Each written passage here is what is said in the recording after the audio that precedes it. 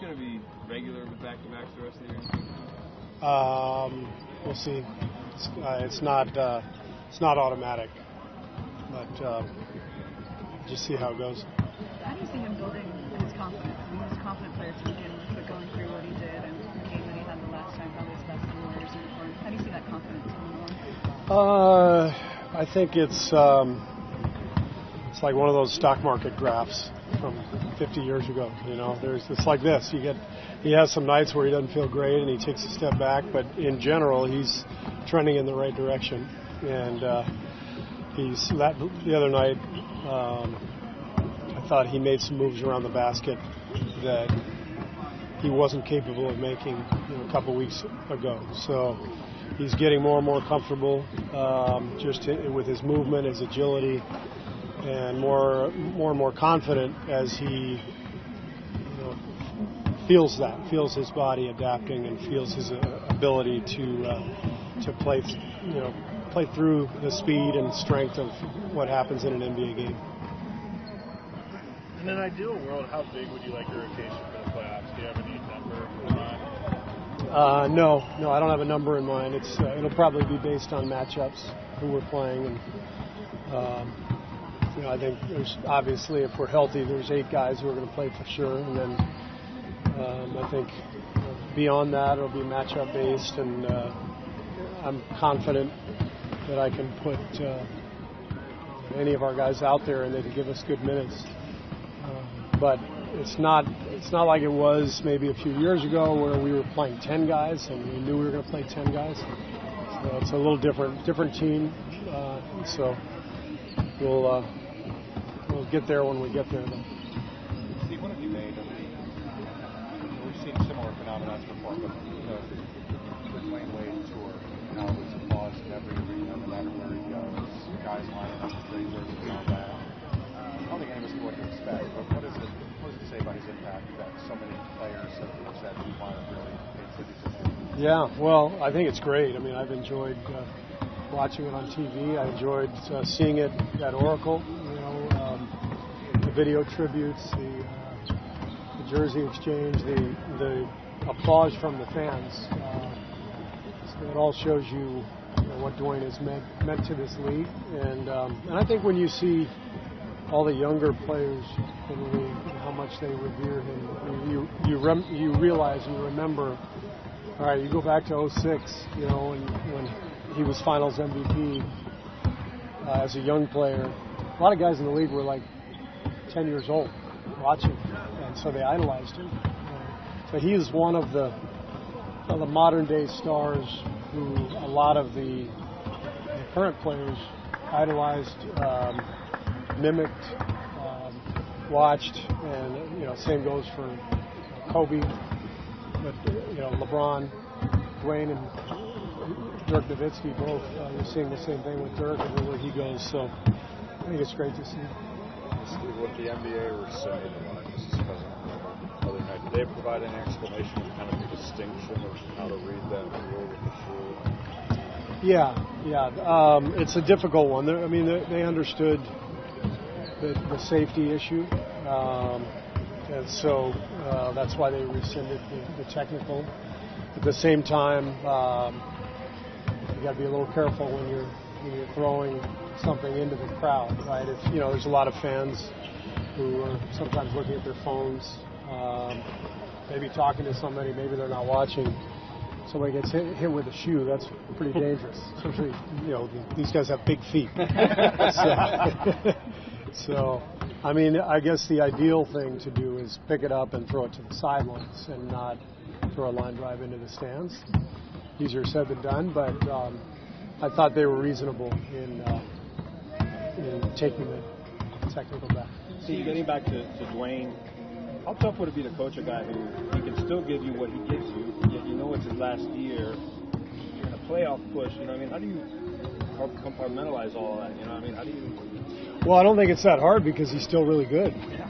So you just play to win. You just try to win every game, and that means Dwyane's going to play a lot of minutes. So in some ways it might be easier. You don't have to rest him and think about next year, and load management doesn't necessarily have to come into play, and you just say, let's go. There's only a couple months left.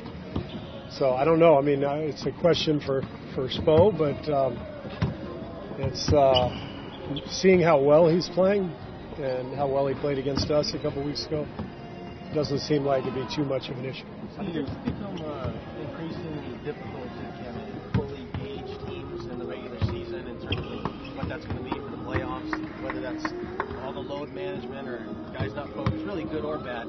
That said, the defensive numbers for you guys aren't where they've been in the past, but what do you make of that as you head into the playoffs? Is it just something that you kind of turn on when you need to? Well, we hope so. I don't think you can count on that. You can't just start the playoffs and go, all right, it's time. You still have to maintain good habits, and that's what we try to focus on.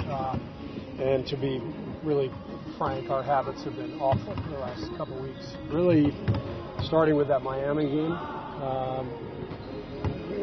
up until even through Charlotte, we had made some mistakes the other night in Charlotte. But you focus on the habits: boxing out, transition defense, not getting back cut for layups, all those things. And if you can maintain good habits going into the playoffs, then I think you can expect an increase in energy and intensity and focus. It's exactly what happened last year. We were the number 1 ranked defense in the playoffs last year. Our last month we were atrocious. So I was scared to death that we weren't going to be able to turn it on. We were, though, but there's no guarantee of that. Is that the most tempting place all around the league, not just for you guys, but like with LeBron or in these teams or players who've had so much success? Is it the most tempting place to kind of rest yourself? It's not so much that it's tempting; it's just difficult. It's when you go deep in the playoffs year after year, to exert the kind of energy you have to do so these days. Guarding the three-point line, guarding rim runners. There's so much court to cover. For 82 games, you're asking guys for 9 months, a year, for 5 straight years. You got to bring that energy, bring that intensity. It's just not going to happen. It's not humanly possible to do it night after night. And that's why we prefer to focus on the details rather than the defensive rating or the numbers or anything like that. Steve, I hear you're kind of hosting some Parkland students today. Yeah. How'd that come together? How'd that kind of... Sorry. I don't even remember, to be honest. But I've gotten to know some of the kids from March for Our Lives, Matt Deitch and Dave Hogg. Been in touch with some other people involved with March for Our Lives, and then so I've always been an advocate, that for gun safety, and so we've got, I think, about 10 students from Parkland who I met before the game. I'm going to go talk to them, or before the shoot-around started. I'm going to go talk to them now after we're done. And you see their faces and you see how young they are, and they are students or they were students. Is that a reminder of the horror of what they went through? Yeah, I mean, you just you try to put yourself in their shoes, and you can't imagine at any age. But to have to go through that, at 14, 15, 16 years old, you imagine somebody walking in right now and started, spraying us with a semi-automatic weapon. It's horrifying. They had to go through that. So we have to decide as a country, do we want to do anything about it? The answer is pretty simple. In my mind, yes, we want to do something about it. And the fortunate thing is the young people leading this drive are going to be much more impactful than old people like me. It's true. Older people have been trying to do something, but haven't made the impact. But the next generation, I mean, the country belongs to them. And so I'm really proud of what they're doing. They're starting this grassroots organization. They're starting chapters all over the country.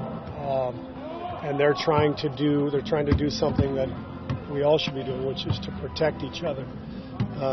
Doesn't mean, getting rid of the Second Amendment. It means getting semi-automatic weapons out of the hands of mentally ill people. It means having background checks. It means really investigating what's important in our country. Do we need to sell high-capacity magazines to people? Is that really necessary? Does that fall under the Second Amendment? These are all really difficult questions, but one thing I know is that our citizens' safety should be priority number one, and the young people are going to win. Thank you.